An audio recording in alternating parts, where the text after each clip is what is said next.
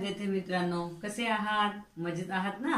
तर मुलांनो, आज आपल्याला आपल्या 5वीच्या अभ्यासक्रमातील पाठ 17वा आमची सहल हा शिकून घ्यायचा आहे। तर मुलांनो, सहल म्हटलं म्हणजे सगळ्यांना आनंदच होत असतो। सहल म्हटलं म्हणजे सगळ्यांना असा उत्साह निर्माण होत असतो।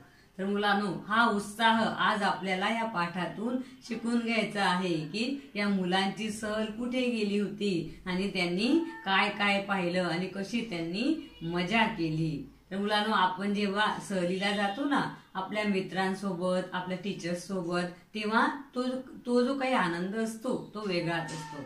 आपल्या पालकांसोबत जातो तो आनंद वेगळा असतो, पण जो हा आनंद असतो मित्रांसोबतचा तो आपल्याला खूप आवडत असतो।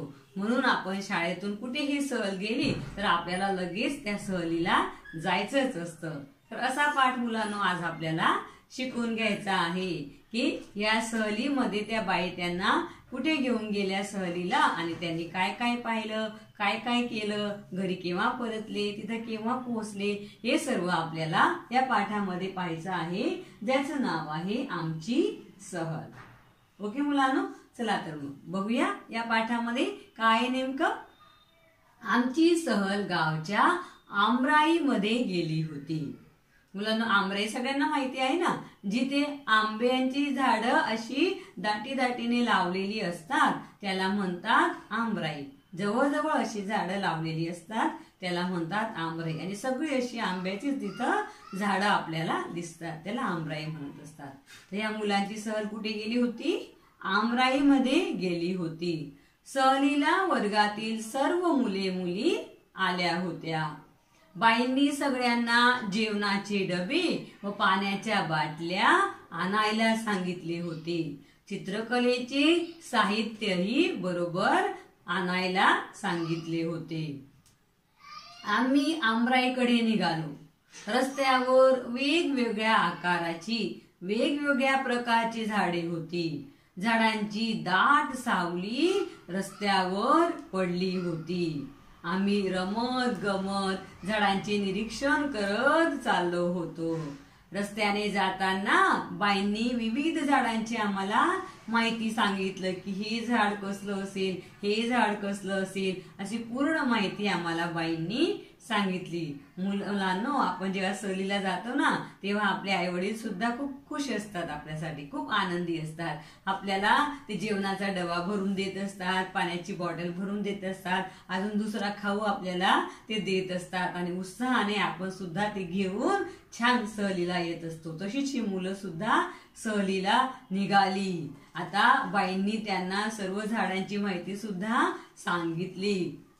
आमराईमध्ये आम्ही सकाळी 11 वाजता पोहोचलो। आमराईमध्ये हे मुलं किती वाजता पोहोचले मुलांनो? 11 वाजता सकाळी ते आमराईमध्ये पोहोचले। तिथे आंब्याची खूप झाडी होती, खूप अशी आंब्याची तिथं झाडी होती। ती ओळीने लावलेली होती। मुलांनो, काय ती अशी ओळीने लावलेली होती। ओळीने म्हणजे एका अशा लाईनीमध्ये ती झाडं लावलेली होती। मी बाईंना विचारले, बाई याला आमराई का म्हणायची? एका मुलाने त्या बाईंना विचारले की बाई याला आमराई का म्हणायची?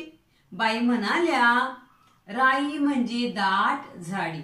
आता बाईने आमराईचा अर्थ काय सांगितला, त्याच्यातला जो राई आहे, राई म्हणजे दाट झाडी, म्हणजे अशी जवळ ती झाडे लावलेली असतात त्याला दाट झाडी असं म्हटलं जातं, आणि त्याला बाईने सांगितलं त्याला राई असं म्हणतात। ओके, जिथे आंब्याची अनेक झाडे लावून ती जोपासलेली असतात त्यांना आमराई म्हणतात।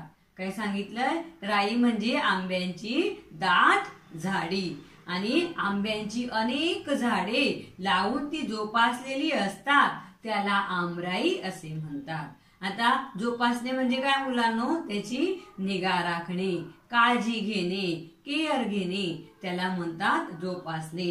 अशी जवळ झाडे लावून ती जोपासलेली असतात त्याला आमराई असे म्हणतात, असं त्या बाईंनी त्या मुलाला उत्तर दिलं।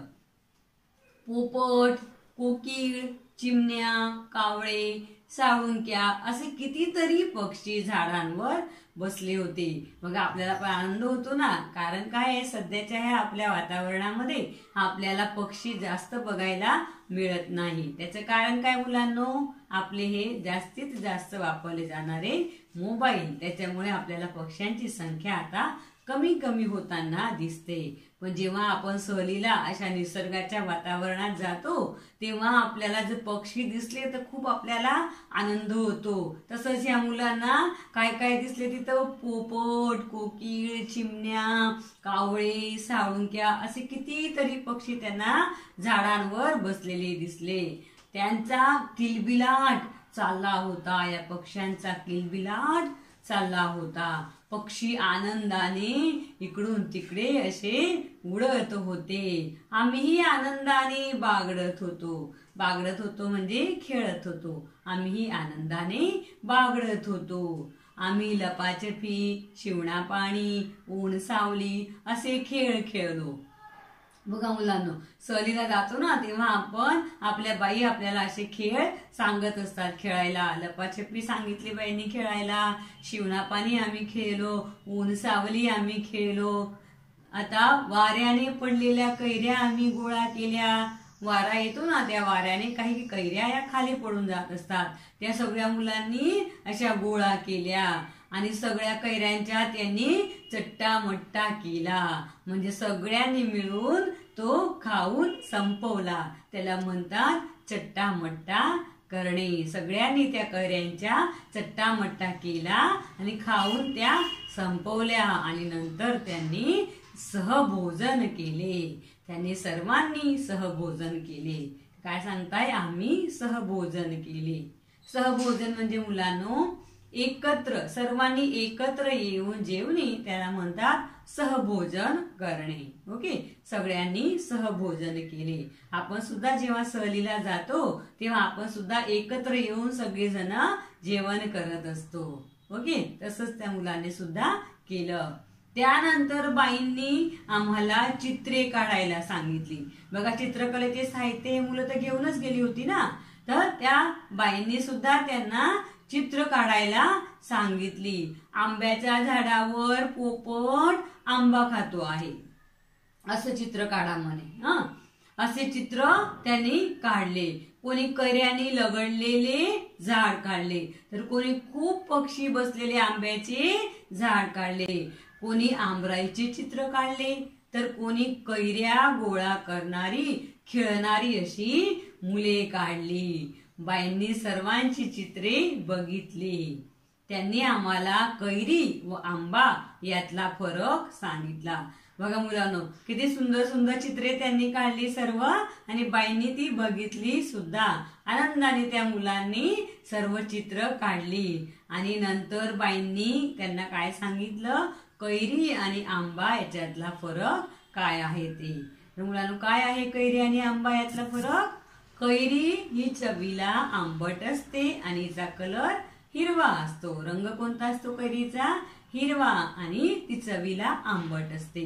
आणि आंबा जो आहे तो कसा असतो? चवीने गोड असतो आणि त्याचा रंग असतो पिवळा, पिवळा किंवा केशरी असा त्याचा रंग असतो. असा या दोघींमधला फरक बाईंनी या मुलांना सांगितला. आता मुलांनो, जेव्हा बाईंनी त्यांना सांगितलं की कैरी आणि आंब्या मधला फरक काय आहे ते, कैरीपासून आंब्यापासून बनवल्या जाणाऱ्या वेगवेगळ्या पदार्थांची नावे सांगितली. काय बाईंनी काय सांगितलं? कैरीपासून आणि आंब्यापासून वेगवेगळे पदार्थ बनवले जात असतात, त्यांची नावे या बाईंनी सांगितली. सांगा बरं मुलांनो, कोणकोणते पदार्थ बनवले जातात कैरीपासून आणि आंब्यापासून? माहिती आपल्याला सगळ्यांना? हो, कैरीपासून आपली आई वर्षभर आपल्याला खाता येईल असं लोणचं करत असते, मुरंबा करत असते. आणि आंब्यापासून आपण आंब पापड बनवून ठेवत असतो, जे वर्षभर आपल्याला खायला होतात. त्या आंब्याच्या रसापासून आपल्याला ज्यूस सुद्धा बनवता येत असतं आणि आपल्याला त्याचा आनंद घेता येत असतो. असे सर्व पदार्थ आपल्याला बनवता येत असतात या कैरी आणि आंब्यापासून. सायंकाळी आम्ही घरी परतलो. आता सायंकाळी झाली, आता घरी आपल्याला परतायला असावं, तर सायंकाळी आम्ही घरी परतलो. दिवसभर खेळून बागडून आणि लांब पर्यंत चालून देखील आम्ही थकलो नव्हतो. उलट आम्हाला खूप उत्साही आणि ताजेतवाने आनंदी असे वाटत होते. उलट आम्हाला उत्साही आनंदी व ताजेतवाने वाटत होते. बघा मुलांनो, आपल्यामध्ये सुद्धा असाच उत्साह असतो बरं का. जेव्हा आपण सहलीला जातो, आपल्याला 8-10 किलोमीटर जरी चालायचं असलं तरी आपण उत्साहाने आनंदाने चालत असतो. आणि जेव्हा आपण हॉटेलवर परत येतो, दुसऱ्या दिवशी पुन्हा आपल्याला दुसरे स्पॉट बघायला जायचे असतात, तर त्यासाठी सुद्धा आपण अगदी रेडी असतो. आपल्याला अजिबात थकावा असा जाणवत नाही, थकलेलं आहोत असं आपल्याला वाटत नाही. उलट आपल्याला असं फ्रेश वाटत असतं. आणि परत दुसऱ्या दिवशी आपण 4 वाजेला रेडी असतो, चला टीचर आज आपल्याला कोणता स्पॉट बघायला जायचं आहे ते. तर मुलांनो, असा हा उत्साह आपल्या सहलीचा असतो. तर या पाठातून आपण मुलांनो काय शिकलो की आपला हा निसर्ग सगळ्या पद्धतीने आपल्याला आनंद देणारा आहे. आपण जेव्हाही निसर्गाच्या सान्निध्यामध्ये जात असतो मुलांनो, आपल्याला तेव्हा आनंदच मिळत असतो. कोणी असं नाही सांगणार की मी निसर्गाच्या सान्निध्यामध्ये गेलो किंवा सहलीला गेलो तर मला अजिबात चांगलं वाटलं नाही, मला खूप दुःख झालं, असं कोणीच सांगणार नाही. सगळ्यांना आनंदच होत असतो. इवन आपण आपल्या शेतामध्ये जरी गेलो आणि डोलणारी पिके जरी आपण बघितली तरी सुद्धा आपल्याला आनंद होत असतो. आपल्या डोळे आपले सुखावत असतात ते पीक पाहून, ते हिरवगार असं आपलं रान पाहून. असा आपला निसर्ग ज्याला आपल्याला जपायला पाहिजे. कारण आपल्याला पुन्हा सहलीला जायचं आहे ना मग अशा आमराईमध्ये. तर मुलांनो, सगळ्यांना हा पाठ कळलाच असेल. आशा करते तुम्हाला सगळ्यांना हा पाठ समजला आहे. तर मुलांनो, आजचा होमवर्क आपला काय असेल, या पाठाचं आपण वाचन करायचं आहे. 2 वेळा ऍटलिस्ट तुम्ही या पाठाला वाचायचं आहे. ओके, तर आपल्याला अजून जास्त याचा आनंद येईल. तर चला मुलांनो, मग आपण भेटूया आपल्या पुढच्या व्हिडिओमध्ये आपण या पाठाचे शब्दार्थ आणि स्वाध्याय लिहून घेऊया. तोपर्यंत मुलांनो, धन्यवाद.